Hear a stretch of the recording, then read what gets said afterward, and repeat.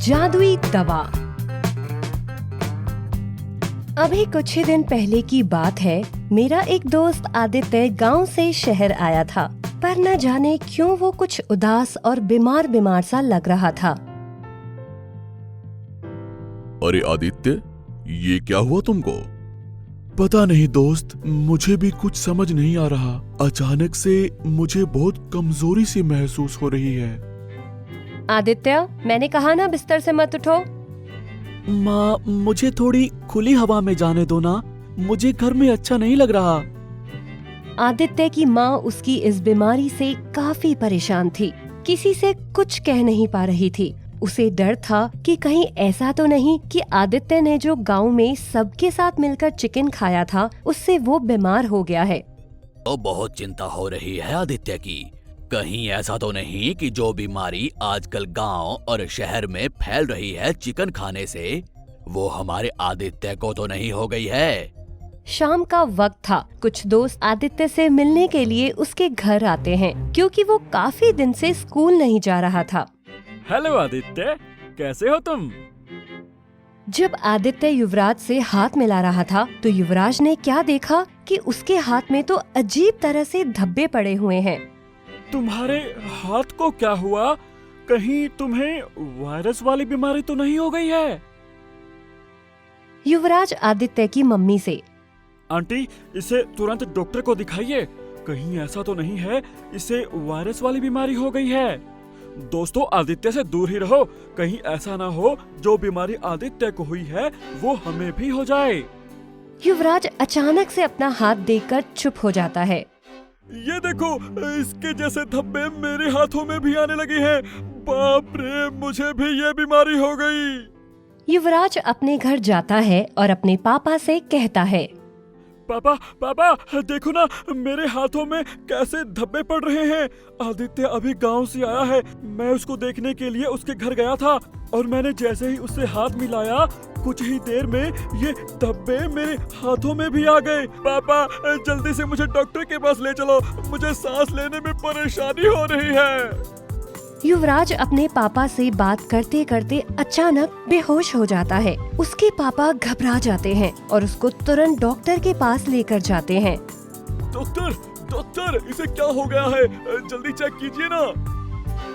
ये तो बेहोश हो गया है। डॉक्टर चेक करते हुए, सुनिए, क्या खाया है इसने? नहीं डॉक्टर, इसने कुछ भी बाहर का नहीं खाया है। अपने दोस्त से मिलने गया था और वहाँ उसने जब उससे हाथ मिलाया तो उसके हाथ में इसने ये धब्बे देखे थे और जल्दी से इसके हाथ में भी वही पड़ गए। डॉक्टर साहब, ये कैसी बीमारी है? मेरा लड़का ठीक तो हो जाएगा ना? ये बहुत ही खतरनाक बीमारी है। ये छुआछूत की बीमारी है। ये हाथ मिलाने से, मीट मांस खाने से हो रही है। डॉक्टर युवराज को इंजेक्शन लगाते हैं और पिताजी उसे घर लेकर आ जाते हैं। युवराज की बीमारी की खबर पूरे दोस्तों में फैल गई। सब लोग उसके घर आने से कतराने लगे, लेकिन आदित्य को बहुत ही चिंता हो रही थी, क्योंकि ये बीमारी उसकी वजह से ही युवराज को हुई थी। और आदित्य सोचने लगता है कि क्या करे, क्योंकि उसको जो बीमारी हुई है वही बीमारी युवराज को भी हो गई है। आदित्य अपने कमरे में बैठकर भगवान से प्रार्थना करता है। तभी वहाँ पास में रखी एक दवा की शीशी से आवाज आती है, आदित्य इधर देखो, मैं तुम्हारी मदद करूँगी, घबराओ मत। आदित्य इधर उधर देखने लगता है। तभी उसे एक दवा की शीशी हिलती हुई नजर आती है। तुम बोल सकती हो? तुम मेरी मदद कैसे करोगी? सुनो आदित्य, कल जब सुबह धूप निकले तब तुम इस दवा बोतल में पानी भरकर धूप में रख देना। 10 मिनट के बाद वो पानी तुम पी लेना और अपने दोस्त को भी पिला देना और कुछ देर धूप में ही रहना, क्योंकि तुम्हें जो बीमारी हुई है वो बहुत ही खतरनाक बीमारी है और ये किसी और को ना हो, इसीलिए मैं तुम्हारी मदद करना चाहती हूँ। सुबह होते ही आदित्य उस दवा की बोतल में पानी भरकर धूप में रख देता है और घड़ी देखने लगता है। जैसे ही 10 मिनट पूरे होते हैं, वो उसमें से पानी पी लेता है और थोड़ा पानी बचा लेता है अपने दोस्त युवराज के लिए और थोड़ी देर धूप में बैठता है। आदित्य जैसे ही पानी पीता है उसके सारे धब्बे हाथ पर के गायब हो जाते हैं और वो ठीक हो जाता है। अपने ठीक होते ही वो दवा की शीशी को लेकर दौड़ता है, युवराज के घर जाता है और उसे सारी बात बताता है और फिर उसे वो पानी पिला देता है। युवराज की बीमारी भी ठीक हो जाती है। दवा की शीशी, आज तुमने मेरी बहुत मदद की है, धन्यवाद। क्या हम जान सकते हैं कि इस बीमारी से धूप का क्या रिलेशन है? धूप से हमें ऊर्जा मिलती है। हमें कभी कभी अपने शरीर को धूप दिखानी जरूरी होती है, पर हम जितना सहन कर सके उतना ही। कई सारी बीमारियां ऐसी होती हैं जो धूप लेने से खत्म हो जाती हैं। कभी कभी डॉक्टर लोगों को भी समझ नहीं आता। उस शीशी की बात सुन आदित्य युवराज अपने दोस्तों के पास जाते हैं और उन्हें अपने ठीक होने की खबर देते हैं और साथ ही साथ उन्हें धूप के बारे में जानकारी देते हैं। तो बच्चों, हमें इस कहानी से ये सीख मिलती है कि हमें कभी कभी धूप में भी खेलना चाहिए। धूप हमारे शरीर के लिए बहुत ही आवश्यक है।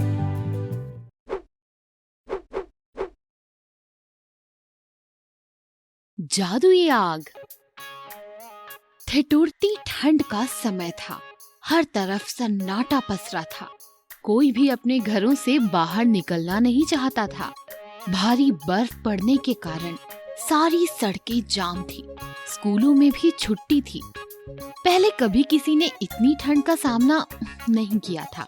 सब लोग अपने घरों में कुछ सूखी लकड़ियां जलाकर गुजारा कर रहे थे। इसी बीच कुछ जवान बच्चे नेकी का काम कर रहे थे। गरीब बेसहारा लोगों को खाना, कपड़े और जरूरत की सारी चीजें दे रहे थे। हे अमन, लगता है ठंड और बढ़ने वाली है। देखो तो कितनी तेज हवाएं चल रही हैं और ये बर्फबारी भी रुकने का नाम ही नहीं ले रही है। बिल्कुल सही कहा रोहन तुमने। मुझे तो ये लग रहा है कि अगर इसी तरह हम इंसान इतनी तेजी से पेड़ों को काटेंगे तो एक दिन हमारी धरती रहने लायक नहीं रहेगी। फ्रेंड्स, तुम्हें क्या लगता है, कभी भी हम हमारी जरूरतें पूरी करने के लिए इस लगातार चलते इन पेड़ों की कटाई को रोक पाएंगे? पर अगर हम इसे रोक नहीं पाए तो जल्दी ही हमारी प्यारी धरती का अंत हो जाएगा। तुमने बिल्कुल सही कहा सलोनी।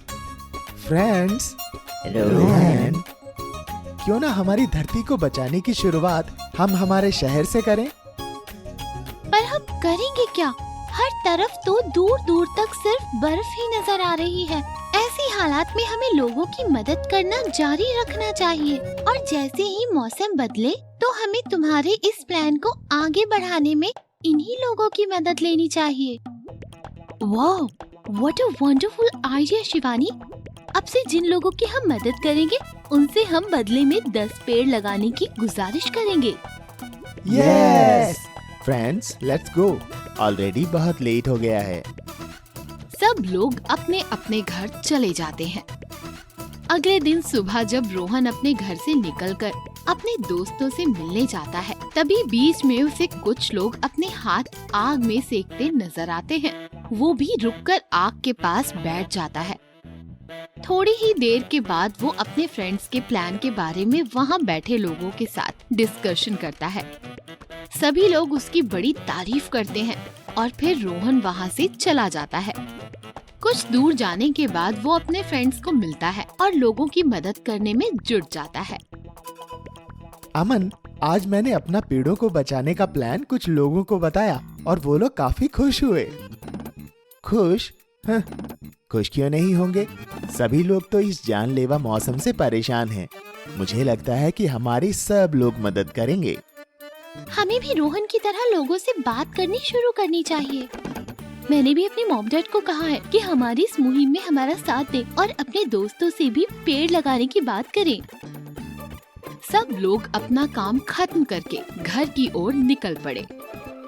लेकिन जब रोहन अपने घर जा रहा था तो उसने वही सुबह वाली आग को अभी तक जलते देखा।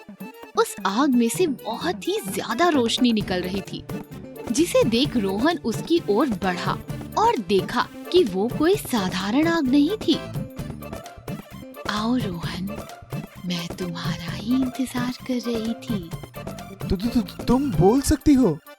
हाँ रोहन, मैं एक जादुई आग हूँ। मैंने आज सुबह लोगों के साथ बातें करते सुना तुम्हें और मुझे लगा कि मुझे भी तुम्हारी मदद करनी चाहिए। मदद? वो कैसे?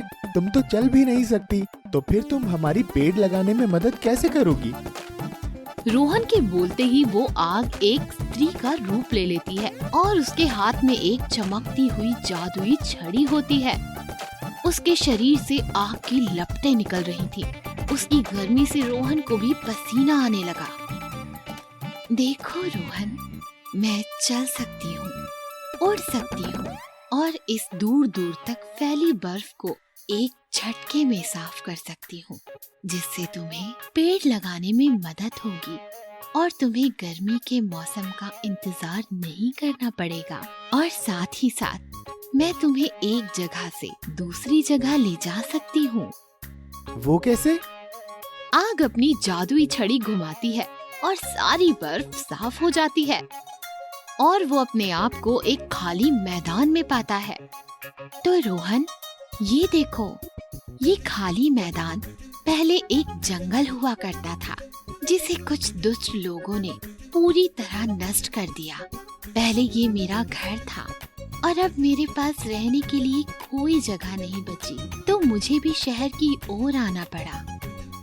ओह ठीक है, ये बात मुझे अपने दोस्तों को बतानी होगी और मुझे तुम्हें अपने दोस्तों से मिलवाना होगा। मैं तुम्हें अभी घर छोड़ देती हूँ।